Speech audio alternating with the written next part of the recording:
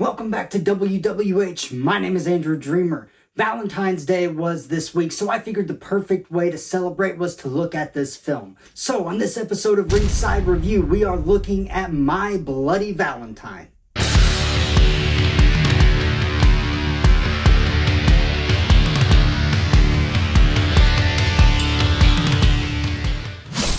Set in a small mining town, My Bloody Valentine is a quintessential slasher film that has remained a cult favorite since its release in 1981. Directed by George Mihalka, this film is a showcase of suspense, gore, and atmosphere, and its cast delivers memorable performances that contribute to its believability. The film stars Paul Kelman as TJ, Lori Hallier as Sarah, and Neil Affleck as Axel. Each actor brings depth and believability to their roles, making the characters' harrowing experiences feel all too real. Mihalka's direction blends tension and dread with moments of dark humor and unexpected twists, while special effects artist Thomas R. Berman brings the film's gruesome kills to life in shocking detail. Obviously, you can tell I'm a fan of this movie. And on that note, let's try not to get our hearts broken and head down to the ring to get this show underway. The film opens deep inside the Hallier mine, located in the town of Valentine's Bluffs. Inside the mine shaft, a female miner removes her gear as another miner watches. She begins a striptease, but as she approaches him, he pushes her onto a mining pickaxe, killing her. This movie doesn't waste any time.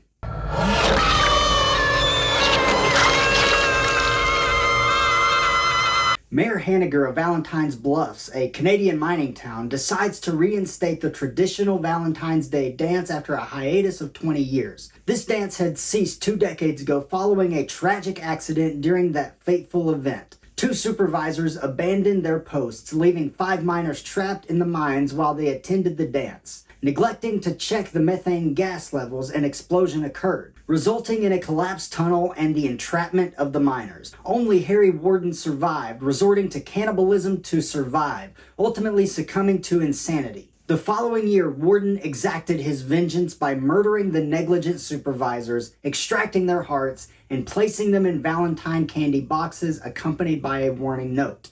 He killed the 2 supervisors who had left their posts the year before. Then he cut out their hearts. Threatening further violence if the dance resumed, Warden was confined to an asylum and the incident faded from memory, allowing the dance to resume. Excitement brews among the town's youth for the revived festivities, including Hollis, Patty, Sylvia, Howard, and several others. Amidst the anticipation, a tense love triangle emerges involving Sarah, Axel, and the mayor's son, TJ, adding an additional layer of drama to the impending celebration.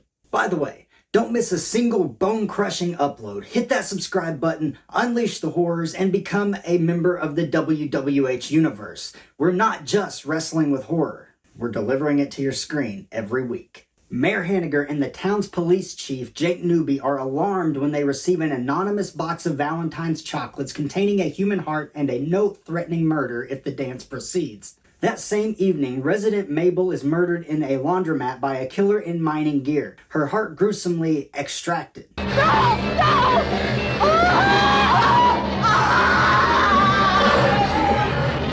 No! No!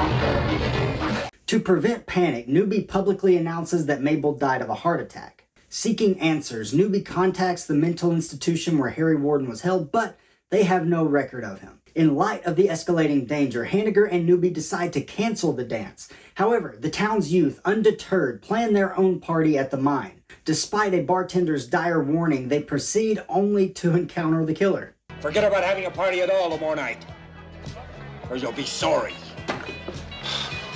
Hey, lighten up, Hap. The bartender's attempt to scare them with a dummy miner ends in a tragedy as he is slain by the very same miner he sought to impersonate.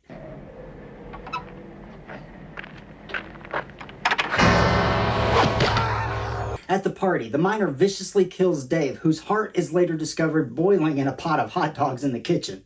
Moments later, Sylvia meets a gruesome fate, impaled on a showerhead by the relentless killer. With the realization that their friends have been brutally murdered, panic ensues, and the remaining partygoers contact the authorities.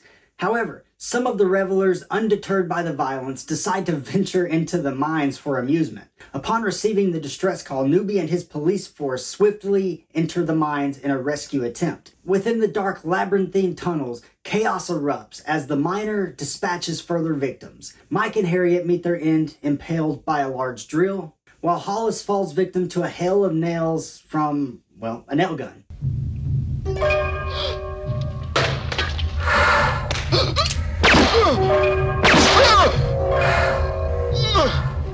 As terror mounts, Howard flees in horror, leaving the remaining survivors to scramble for safety. Desperate to escape, they attempt to climb to the surface using a ladder, only to be confronted with a grisly sight: the lifeless, beheaded body of Howard, a chilling omen of the horrors yet to unfold.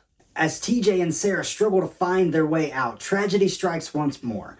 Axel meets a watery grave, drowning in a submerged tunnel, while Patty falls victim to the relentless miner.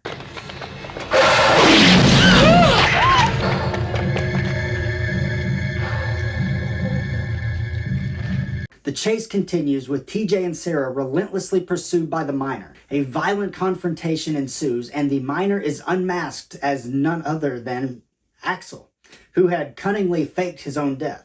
A chilling flashback reveals Axel's traumatic past. As a child, he witnessed Harry Warden murdering his father, tearing out his heart in a brutal act of vengeance.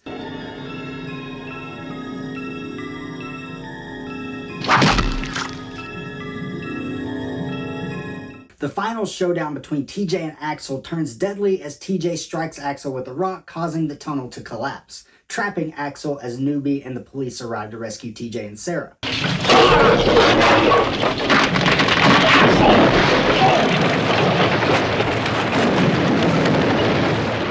The chief delivers shocking news. Harry Warden had died 5 years prior. As the rescue effort unfolds, TJ and Sarah hear a chilling shout from the rescuers. Axel is still alive. In a dramatic climax, they witness Axel's desperate struggle to free himself from the debris, ultimately amputating his own trapped arm, 127 hours style. Drenched in blood and madness, Axel rants and raves, threatening to return with Harry Warden to extract bloody vengeance on the town. We're coming back, you bastards! Sarah, be my bloody Valentine. His words, a mixture of insanity and impending death, echo through the tunnels as the film ends, leaving TJ and Sarah to confront the horrifying reality of their ordeal. The film ends with one of the best original songs I've ever heard. It's the perfect closing for this movie, and I love it. The way that Axel's maniacal laughter fades into this calm, almost soothing song about tragedy is just poetic.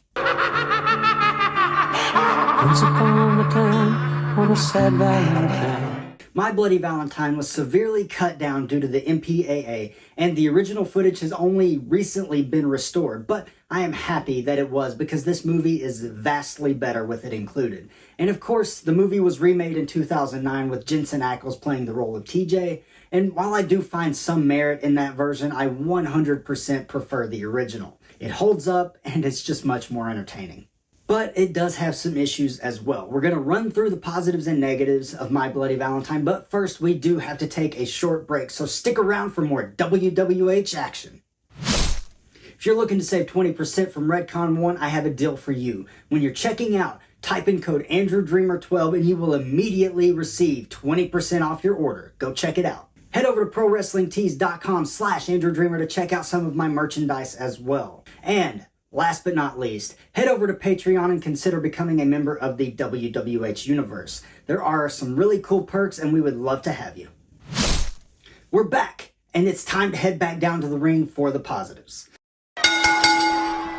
The film excels in creating a tense and eerie atmosphere, particularly within the claustrophobic setting of the mine.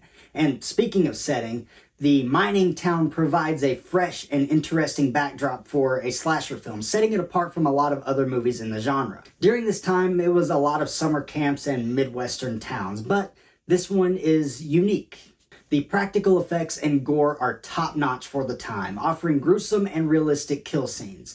I've said numerous times that I love practical effects, and the effects in this movie are some of the best. The film features creative and memorable kill scenes, adding to its lasting impact. particularly the scene with the device set up behind the door, the guy opening it over and over until he gets a pickaxe to the face. It's my favorite kill of the movie by far. And lastly, the villain dressed in mining gear is iconic and adds to the film's unsettling nature. Whether you've seen the movie or not, you probably recognize the killer dressed up like a miner. Like I said, it's iconic. Alright, let's switch gears and look at some of the negatives of this film now. The film definitely feels slow-paced at times, with some scenes dragging on a little too long. They're dialogue heavy and can be a slog to get through. The characters are somewhat one-dimensional as well, with little exploration of their backstories or motivations. And some of that comes down to the fact that there are so many characters involved with the story. It takes away from the main characters just a bit. I do think the flashback scenes feel a bit disjointed and jarring. Yeah, they provide necessary backstory, but the way they're used kind of takes away from the flow of the narrative. These issues stick out to me, but not nearly enough to make this a bad movie. I love this movie, and it's one that I can watch pretty much any time and enjoy it. Honestly, I kind of think it's a bit of a shame that it never got a sequel. But that is going to wrap up this episode of Ringside Review. Let me know down in the comments what you think about My Bloody Valentine. Like the video, share the video, and subscribe to the channel. We have a lot more coming your way very soon, but until then, my name is Andrew Dreamer, and this is Wrestling with Horror.